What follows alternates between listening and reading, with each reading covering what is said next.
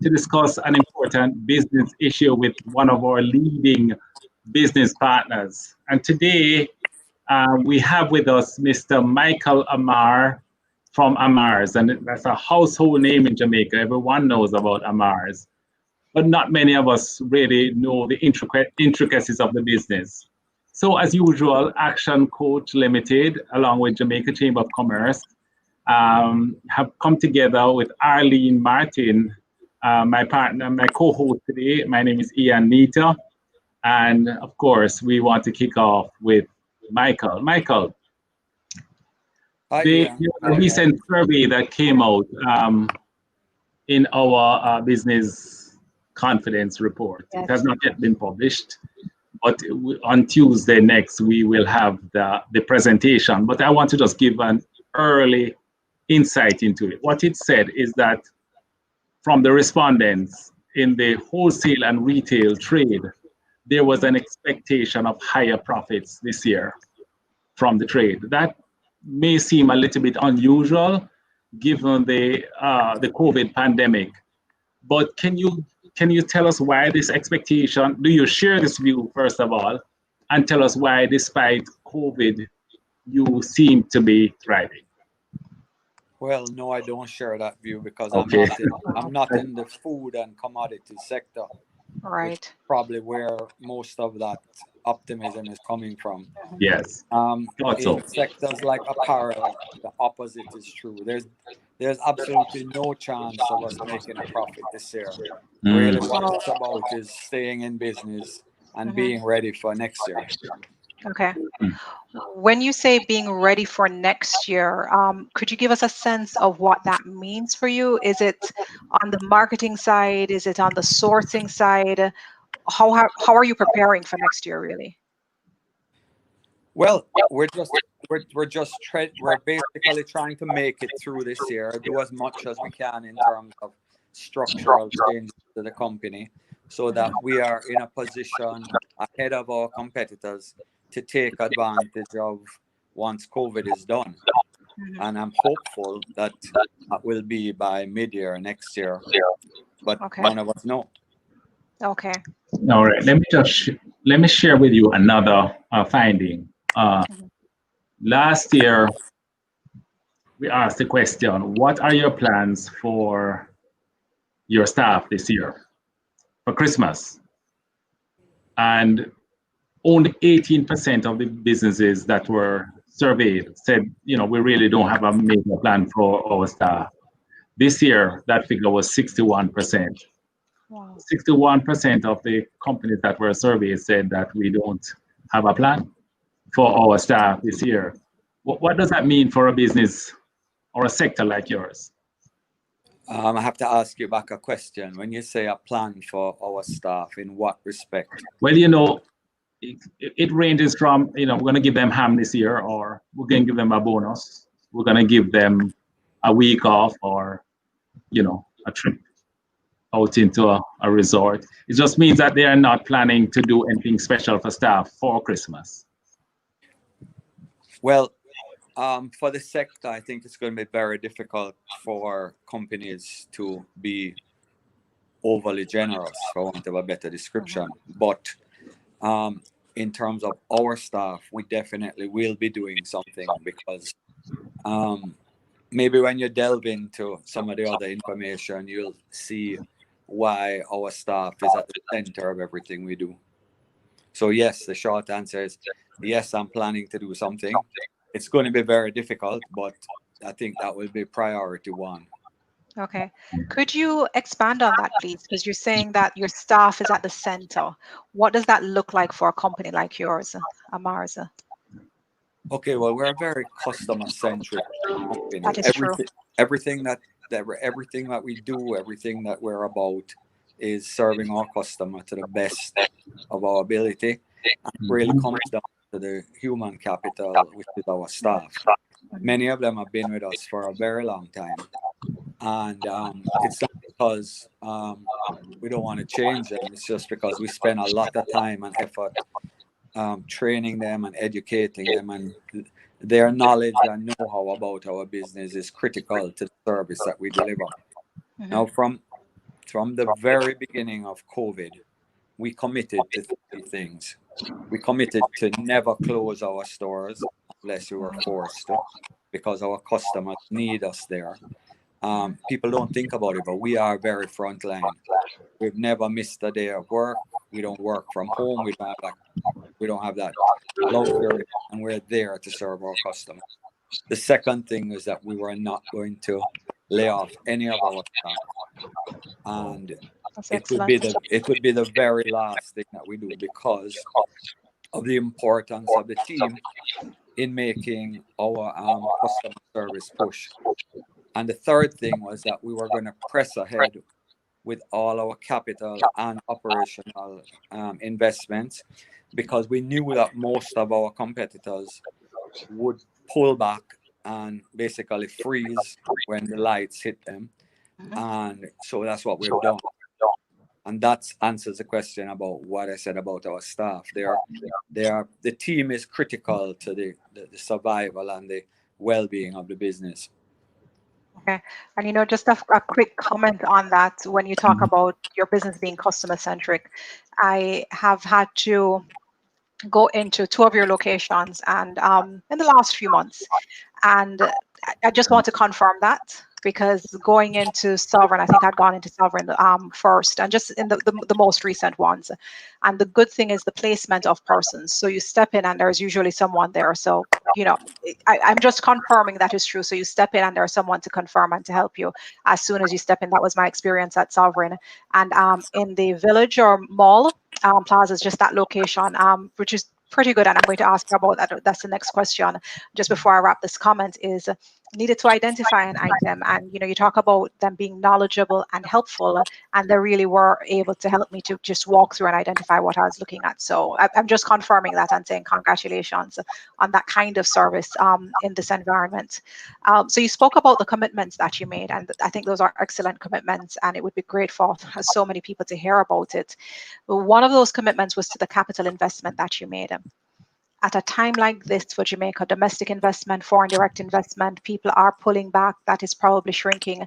That must have been really significant for the economy. Talk to us a little bit about that, what that means, the timing of it for us. So just let us know a little bit more about that investment that you recently made.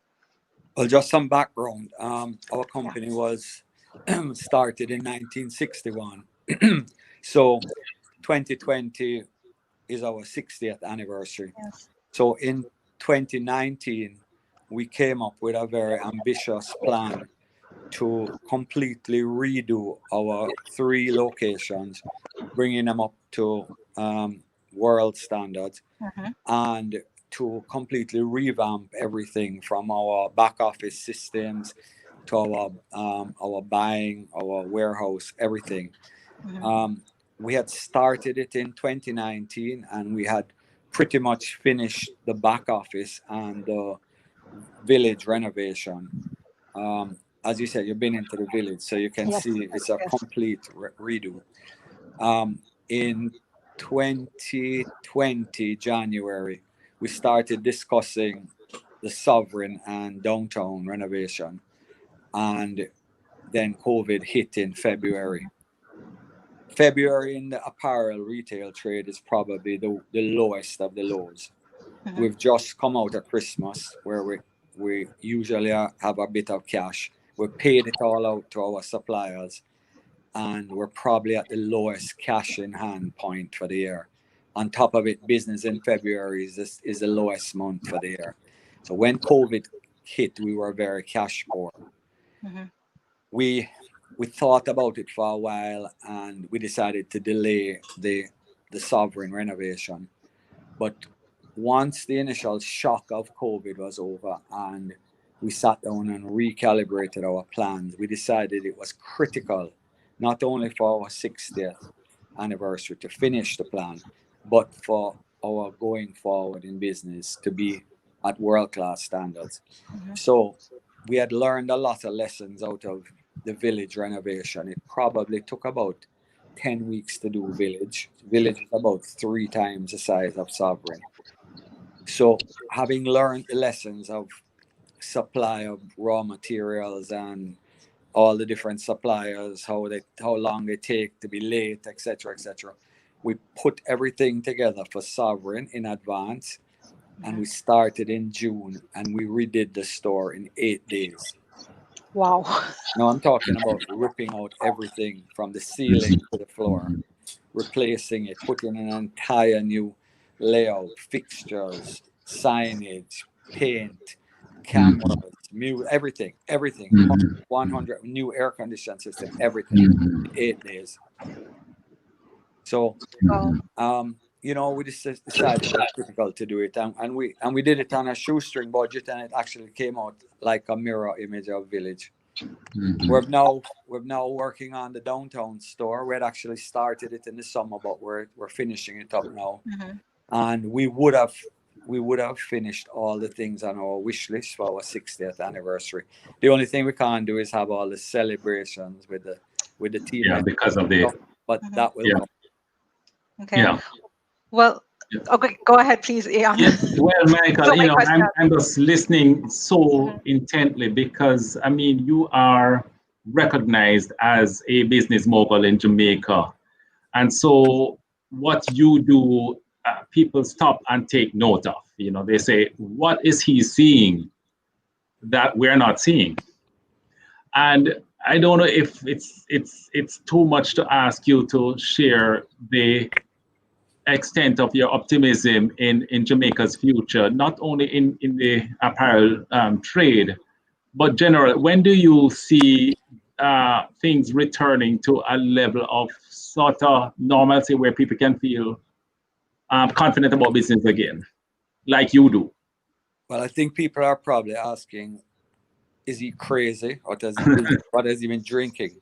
But I probably get my approach to business from my dad.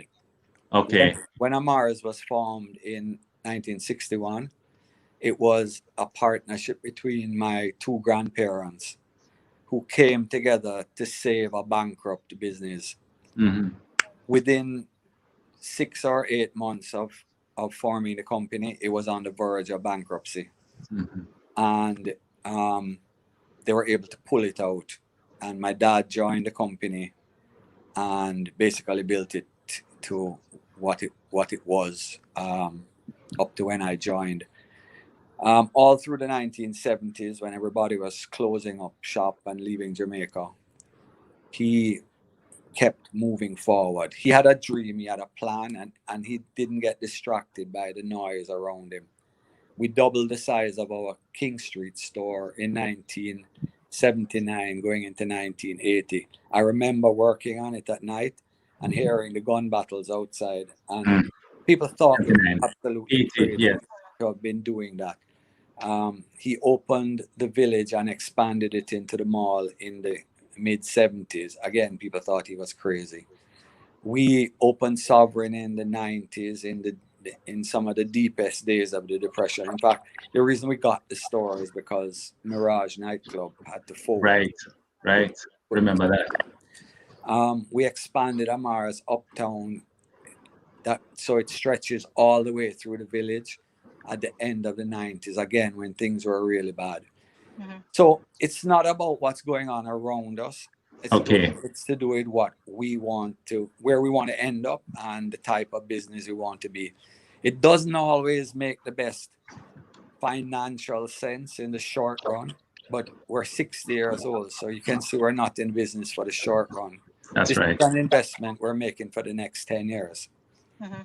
So that we will lay the foundation and be that much ahead of our competition when the COVID madness is over.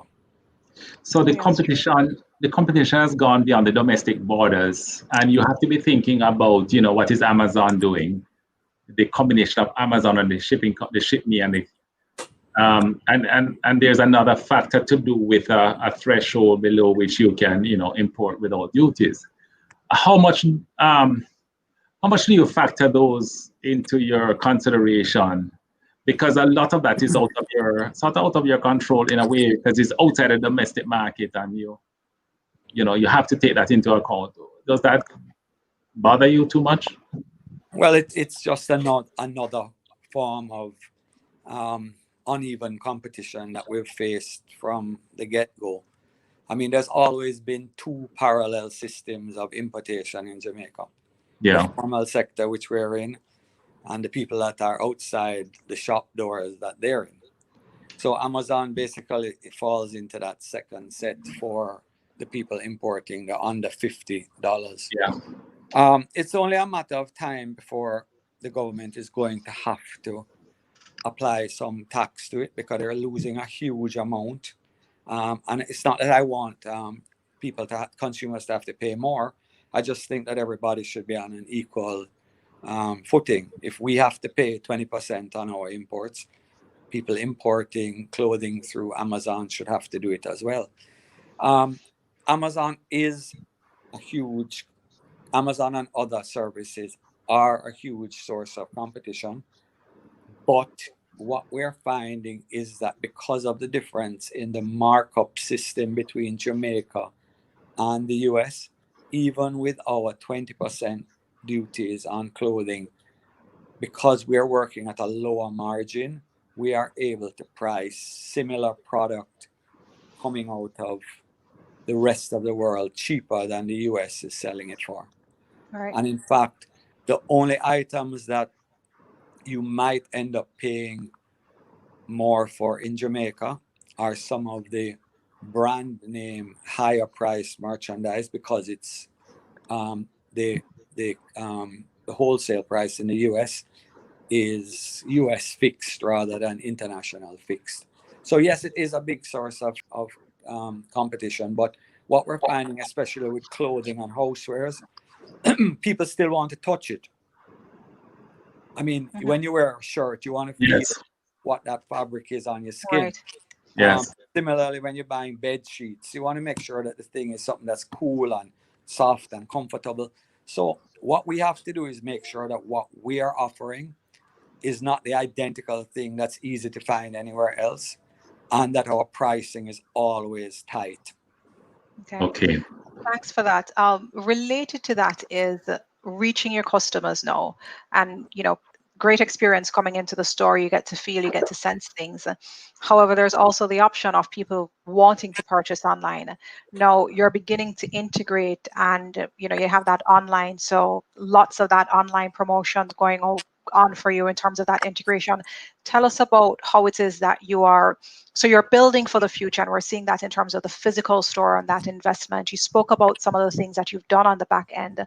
Talk to us a little bit about what that looks like from a customer experience perspective with online retail experiences, whether it is all the way to the purchase, or is it just being able to view, select, make choices? Let us know how it is that you're moving and growing, not just moving, but really growing online, because seeing a lot that's happening there. Okay, well, as part of the whole 60th anniversary plan, we had decided to completely revamp our trade channels, including going fully online. For a company like ours to go online with the purchases and stuff is a lot more difficult because we're carrying close to 200,000 different SKUs at any time. So it's been a learning experience. We started off last year by introducing something called our personal shopper system, which basically utilizes WhatsApp, and it's a poor man's way of putting an online presence. Us being the poor man. So our customers were able to interact with us. They could, like Arlene, you could send in a thing and say, "Hi, I want a present for my husband. He likes shirts and ties, and his favorite colors are blue and blah blah blah." We would send you back multiple pictures. You would choose the ones you like. We would quote you everything, and once you had agreed on what you wanted, we'd have it there and ready for you. You could even pay for it through direct bank transfers, and we would have it there for you to pick up at curbside, or you could come in and pay for it. So that was where that model.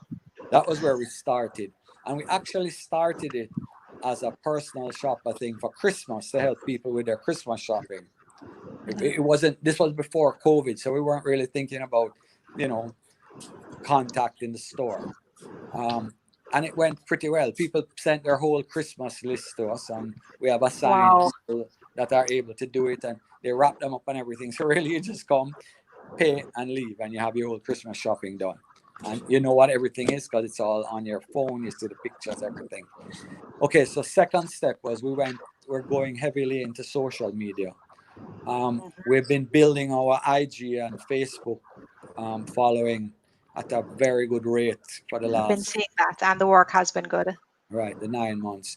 It took us a couple of tries because everybody's an expert when you go to talk to them, but we've now found a very young, fresh team that aren't experts, but they are learning, and they are very artistic, and they're who our target market is. So they're doing a really good job of building it, and we should actually make we've actually surpassed the initial Facebook hurdle. We're about to pass the first year IG hurdle. So we're doing really well in terms of following. What's coming next is our customer loyalty program. It's going to be called Style Rewards, and it will allow you to earn style points when you come and shop with us.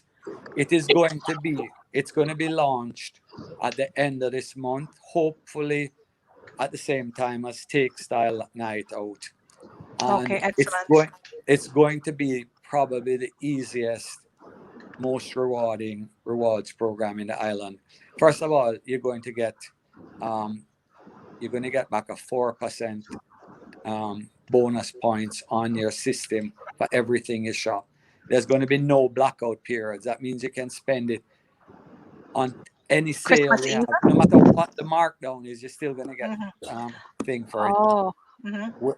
We're going to have no expiration date on our miles.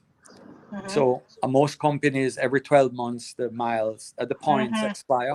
We won't. The only time they'll ever expire is if the program expires, and we don't foresee that happening.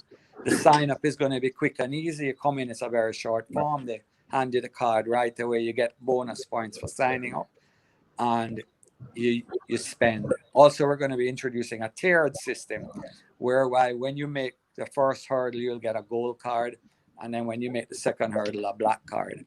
So the more you spend is the more you'll earn. And as I said, there's no expiration. So and no minimum spend. You can spend it as you earn it. And then lastly, what we're going to be doing is going online with our website. We have actually contracted a local company to put it together for us. That was a terrible experience. As I said, everybody's an expert when you talk to them. It took 6 months for them to fail. We finally brought in some not experienced younger people, and in a matter of a couple of weeks, we're basically fleshed it out. All the back end is done. We're now just working on the front end, and we're hoping that is going to be launched for Black Friday. The idea being that we'll be able to offer Cyber Monday deals on it and stuff. So we're working hard on the newcomers. Okay. Michael, you are talking as if you things are normal, you talk about Black Friday, you talk about get style out, and that is so very encouraging that you are moving ahead in spite of, and I think that is very encouraging for those business leaders who are listening to you at this time.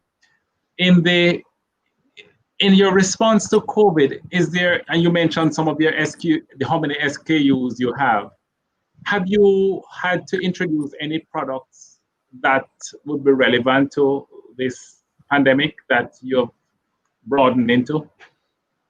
Well, at the very start, we just thought about it. Should we go into all of the PPE and all of that kind of stuff? And we decided it didn't match our footprint. However, from the very onset, we converted one of our lines at our garment factory to making masks. And we have been selling masks from March. This is even before masks were on the radar. Yes. And we also sell the disposable masks. So that's really the new lines that we've added. However, we've pivoted in terms of the type of offerings in the existing line. In the early days of COVID, we couldn't keep enough nightwear and loungewear in stock because everybody was locked up at home. Then during summer, we noticed that athletic wear, and in particular swimwear, was just, we couldn't keep it in stock no matter how much we bought. On the other side of the equation, things like suits and ties and that type of stuff were not selling at all. So we've had to adjust our mix. Yes. But, you know, that's a normal thing. I mean, you do that as a regular, on a normal basis. Just that COVID made it happen really fast, and it happened at a time when the supply chains around the world were all disrupted. So it wasn't like just picking up the phone and calling the guy that makes scrubs and saying, you know, send more scrubs. Mm-hmm. Well, I can attest to that because my first 2 masks I purchased from you, and that's way back in March. I know you've been thinking about that from early. How do you see prices moving in this time? What's your outlook on prices? The only thing that moves our price is the US dollar, because we have not seen very much movement in price over the last 2 years at the wholesale level in US dollars. What moves our price is the devaluation of the Jamaican dollar. This year, the only prices that have really increased are the prices of the merchandise that is supplied by the local distributors. We have been able to keep our prices pretty stable, and with the GCT being reduced to 15%, our prices in some cases have gone down. We have a pricing policy that says that once we bring the merchandise in and cost it and price it, that's the price. Okay. We don't adjust Excellent. if the dollar goes up or whatever. We also have another policy that says that we have a best price policy. So if we find that what we're selling is being sold somewhere else at a regular price that is cheaper than ours, we match or beat that price. Okay, so we actually have a question from one of our listeners, one of our viewers, and it says that you made mention, and it was really very important, of the touch and feel component of the in-store shopping. However, you also went on to mention that you're going to be expanding to online shopping. And what this listener or viewer who wants to hear is, how do you reconcile? How do they coalesce, I suppose, you know, the congruence, the alignment of those? So how will you integrate so that you have a nice, smooth omnichannel experience? If I'm revising the question that comes in when you align in-store with online. Well, I think online is going to be useful for 2 things. One, the person that wants to browse. Okay, so true. You know, okay, you're going to a party or you're going to work, you need a new outfit. You can stay at home in your bed and look through all the different things we have. You can make notes, you can put them in your basket, and then you can come in and look at them and purchase them. The other person, the millennials who never want to go anywhere, they stay at home and they pick the stuff and purchase, and it's delivered to them. So that's the 2 channels that online will serve. I don't think that the touch and feel is in competition with online. I think it's serving different parts of the market. Because up to now, there's no technology that allows you to touch and feel online. Okay. And you know, it sounds to me that you're smoothly integrating it and making it fit for purpose, to a seamless experience and something that will work for your customers. It's been a great conversation so far. I'm sure you'll agree, Ian. So far, just in our chat, we have posted maybe 4 or 5 tips that we have heard from you based on what you have shared. And you know, as I'm jotting down and noting some of the lessons for business owners, business managers, business leaders, there's a lesson of planning. You've had a plan, and then you actually stuck to the plan, and the plan wasn't made a day before, a month before. You had a plan as early as a year before. Investment, you have to keep investing in your business. That's something that you have spoken about, and that's reinforced in, there was another article recently that supports what you just said in terms of planned cycles of investment that you have in your business. Learning is actually learning from what you're experiencing and responding to that. Risk taking, that was one of the things, and just timing. And that timing comes from knowing your market and responding. So Ian mentioned how it is that you're incorporating everything that's coming up. You mentioned the Observe a Take style out that's coming up. That is integrated into your marketing and planning already. Black Friday, you know how you're integrating things like that. Christmas, all of that is being integrated. So knowing your market and planning according to the timing for what's relevant. Staying true to your core was another of the lessons. So you spoke about that, of not switching it too much in response to COVID, but really sticking to your brand. And at the same time, however, being flexible when you can. So you spoke about the shift on your production line to masks, and then changing lines internally. You didn't have to make lots of huge changes of sourcing different things, but just the slight changes. And then a very important one was making policies and sticking to those. So really, really great lessons so far. And we have another question that I'm seeing here on screen, and this is from Courtney Laidlaw. Hello, Courtney Laidlaw. How do you handle negatively affected staff morale at different levels of the organization during times of constant information, whether it's real or fake, that's being circulated? And these are things that may affect the team's focus. Tell us about that, how you've managed that. I missed a part of the question. Was it staff morale?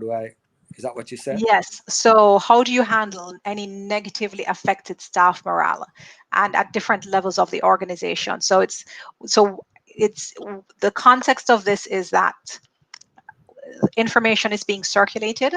Some of it is real, some of it is fake, and some of this news may affect staff. So how do you handle your staff when these things are affecting them? Okay, well, from the very onset, I'm talking about the first week of March. Mm-hmm. We did a complete. We've been watching this COVID thing from December and watching what China was doing and what worked and what didn't work. And in the very beginning of March, we realized that we were going to be up against it very shortly. So we completely redid our budgets. We had no idea how bad it was going to be, but we redid the budgets. And we met with our staff and we discussed certain options, laying off people, keeping on everybody at cut rates, doing staggered work shifts, all different types of work. And we all agreed that it was important to keep everybody in place, and working with our staff and communicating on a very regular basis, we were able to make a plan to work our way through this. As the pandemic has progressed, we've continued to meet, continued to communicate in terms of things that are coming up, the latest new things to deal with in the store. Like, for instance, when sanitizing came up, we had already been doing it because, as I said, we've been watching what's happening overseas. So all of the government regulations, we were already in place long before they were mandatory.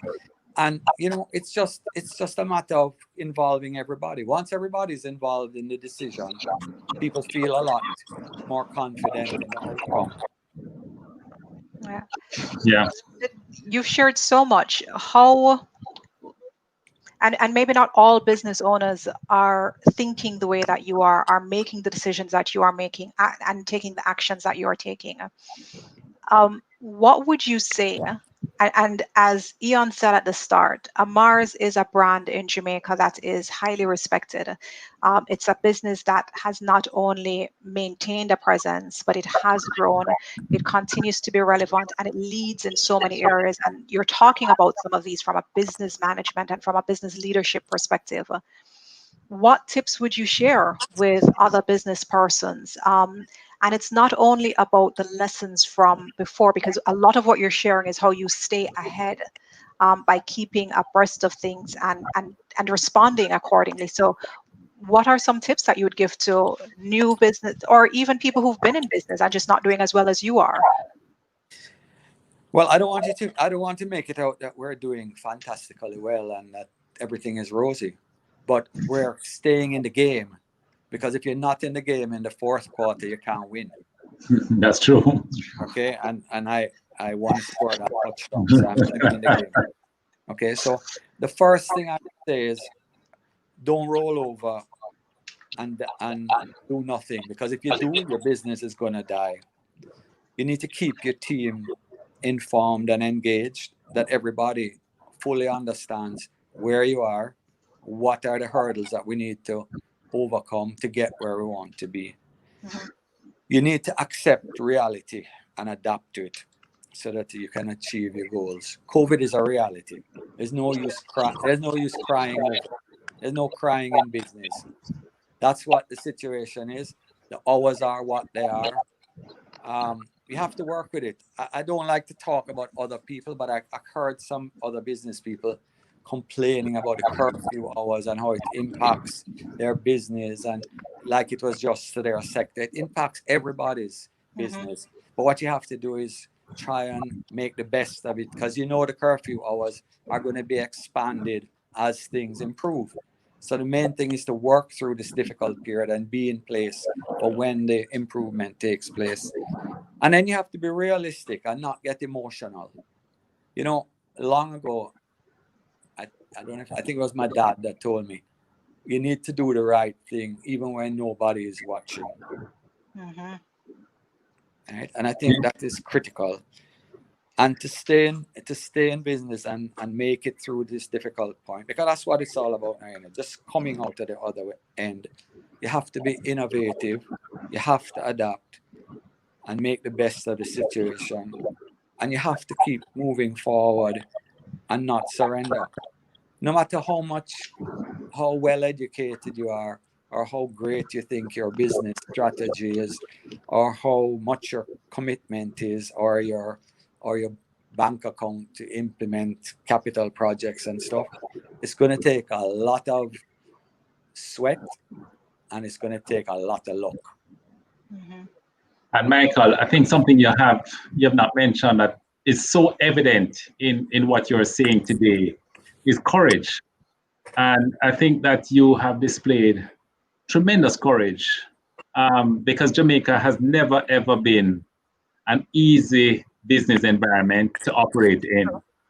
So the fact that you've stuck with it for 60 years, and the fact that if at this point in time you are contemplating expansion and growth, then that takes a lot of courage, and I think we should just commend you on that. And I'd like to tell you, Ian, it's not courage, it's fear.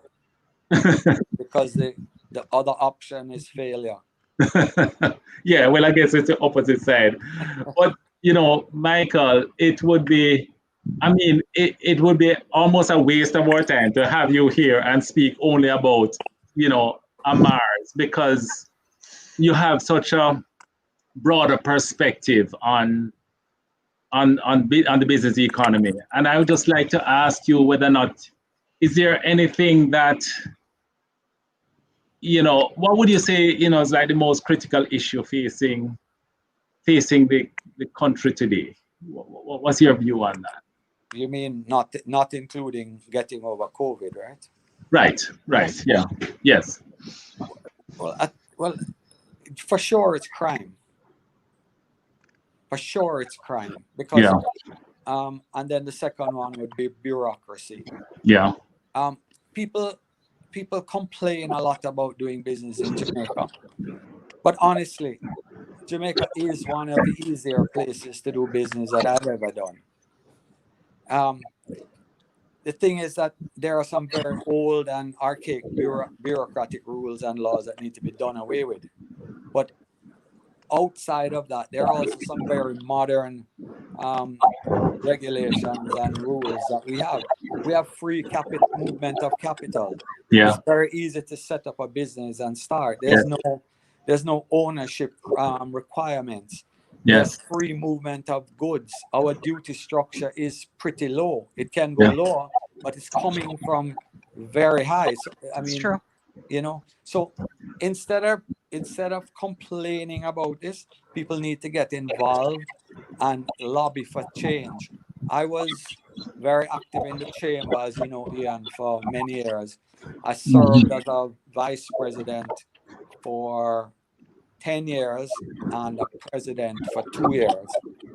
And I can say that those 2 years, well, the whole 10 years was some of the best years of my life, because we did so much. I mean, I remember Tony Chang, Mark Myers, Yes. Ed Coury, Milton, Noel DeCosta, all of us, Papa Kennedy, we're all part of that team. Yes. I mean, I tell you, we changed Jamaica in a lot of ways. There are a lot of things now that people take for granted, like the customs system that we were able to change over that period of time. And so, you know, you have to stop bitching and start working. That's okay. my advice. Let me ask a follow-up from that. Okay. Sitting in that seat again, what do you think is the biggest opportunity that Jamaica now has? And if there was something to change or to improve, and I don't want you to limit it to change or improve, because it could be something that's totally new that we haven't even looked at yet. But from that positive perspective of that great opportunity that we need to act on now, what would you say that is for Jamaica?